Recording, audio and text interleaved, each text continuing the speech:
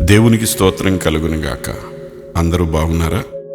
యథార్థవర్తనుడగు నీతిమంతుని పిల్లలు వాని తదనంతరము ధన్యులగుదురు. సామెతలు 27. యథార్థత అనేది మనుషులందరూ నిన్ను చూస్తున్నప్పుడు కనిపించేది కాదు. నిన్ను ఎవరూ చూడనప్పుడు నీవు ఏమై ఉంటావో అదే యథార్థత. అది ఒక నైతిక స్థాయి. నీ చుట్టూ ఏమి జరుగుతున్నప్పటికీ ఆ స్థాయి నుంచి నీవు ఎప్పటికీ దిగజారవు. అదొక ఉన్నతమైన స్థితి. యథార్థత, సత్యసంధత, మర్యాద ఎన్నడూ వమ్ము కాని పరువు ప్రతిష్టలు.